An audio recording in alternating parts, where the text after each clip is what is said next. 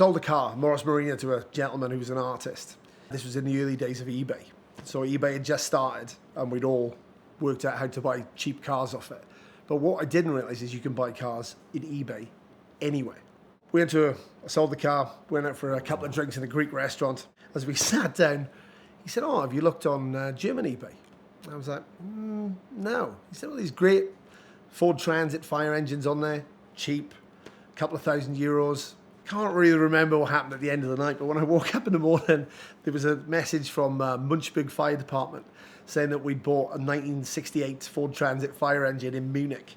Now, I didn't really know where Munich was, apart from the beer festival, but it's the southern end of Germany. I didn't really speak any German, and I didn't realize how we were going to get from there or back, but there were actually some really cheap flights. Like they were about 10 or 20 pounds. So I talked to one of my mates and said, "Hey, let's go to Germany, pick up this fire engine, we'll drive it back."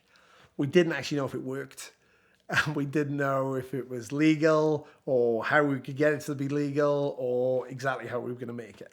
But I roped him and the artist in, who looks like a guy who's just dropped in from 1972, but he was a lovely guy. So we all decided to drive off, fly out of Bournemouth, stay at a friend's for the night, and then fly out and pick up the fire engine. We tried to do that, but unfortunately we got drunk again and we missed the flight by 2 minutes. So we had to jump in our little diesel Peugeot 205 and drive it to Munich, which is 5 countries away, I think, if I remember correct. And none of us really spoke any German or much French or anything that we needed to get across. So I think we drove through Liechtenstein as well, thinking about it. We jumped in our little diesel Peugeot in the morning and just drove it directly to the ferry, jumped on the ferry, drove it across 3 countries, accidentally drove away without paying for petrol in France and got chased down by the owner because of a misunderstanding with what we were actually buying. We actually bought 3 sandwiches and didn't pay for the petrol. So he was quite angry and ran us down at the forecourt. I was like, "There's someone there at the window, knocking the window, stop." We had to pay quite a bit to get out of that one, actually. A friend of ours decided that he could drive all through the night. It took him 8 energy drinks, and eventually we had to take him out of the seat when he started shaking violently, started to drop asleep. And we were like, "Was he crossing over the line?" And when we took him out, he was terrible. He turned up in the morning, and I'd rung my mother and asked her if she could explain to them exactly what had happened. She said, "It's no problem, I can speak German." Unfortunately, her German was a little bit lacking, and all they understood was tomorrow. So we were like, okay. We turned up at 7 a.m. They waited for us. They had a party waiting for us. They had the head of the fire department there to meet us because we got on quite well with the people.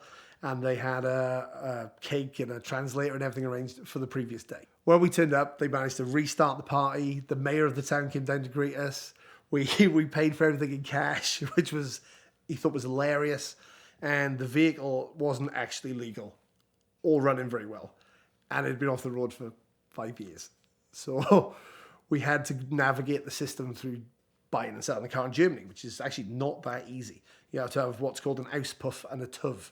Auspuff is the exhaust emissions, and the TÜV is a transport inspection, I guess. They sent us to the next town, and we went to the little place, and they said, "Okay, you get export plates." So we bought the 2 plates, and then they said, "Oh, but you have no Auspuff or TÜV, so you cannot take the vehicle. You cannot take the plates, you cannot take the vehicle." I said, "Well, the Burgermeister sent us." And they were like, "No, he didn't." I was like, "No, he really did." So we got the mayor to call them, and then they quickly turned around and said, "Oh, yeah, no, okay, if you can have the plates, that's fine, no problem. If the mayor says it's okay, it's okay." And they told us that it was up to the standard of TÜV. So we fired it up, decided to drive out of town. We took our little Peugeot, 2 of us in the fire engine. And a second we drove out of town, we realised the fact that we just bought the slowest vehicle in the whole of Europe to go on the Autobahn for. It did 60 miles an hour flat out, and it was deafening. The roof ladders would move and bang the roof of the car like this. Every time you go over 35 miles an hour, it was like being in a tin drum. So we had to take our socks off and jam them in the ladders to stop them from bashing against the roof. And then at 60 miles an hour, it was deafening.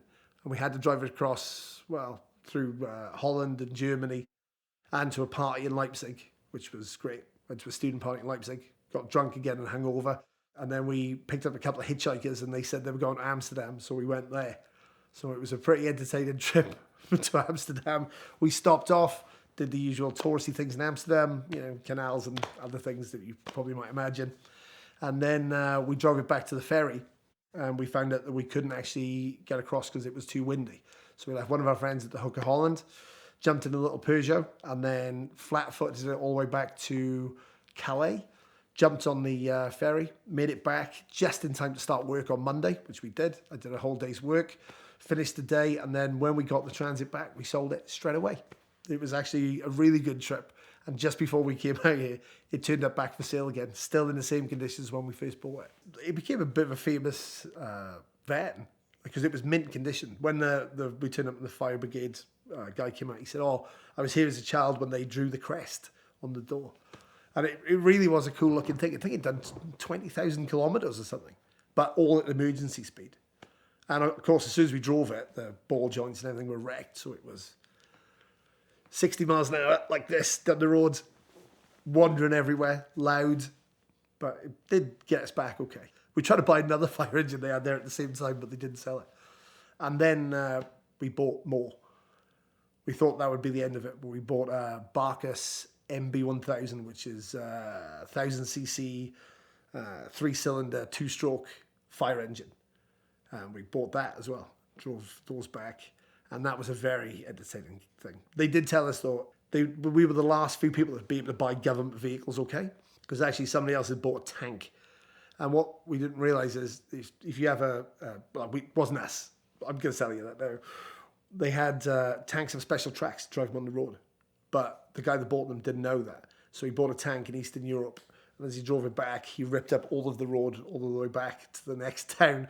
And like 6 miles of road got ripped up. So after that, government vehicles, they were much harder at selling them. Plus, actually, when we bought it, they told us that it had a blue light and Martin Hell sound, which is the horn and the lights for the roof. And they said, hey, don't use them at all.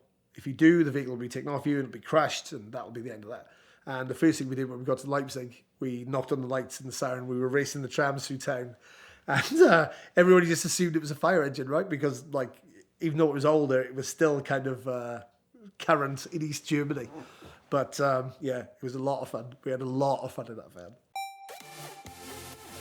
Premier Financial Services makes it easier and more affordable than you could possibly imagine to own your dream car. Their Simple Lease is one of the most powerful tools in the world of exotic car financing. You get all the benefits like the tax savings and the low payments of a lease with all the additional benefits that you normally find in a traditional finance arrangement. You can build up equity, you can pay it off early, you can trade in and out of cars because you get a very clear and easy to understand amortization table to understand what your payoff will be any month throughout your term. And all the while, the amazing team from Premier Financial Services will be right there to help you along the way. They've been supporters of the VINwiki channel now for 5 years in a row, so we can't thank them enough for that, but mostly we're thankful for the fact that they can help you make it easier than ever to own your dream car. Check them out now.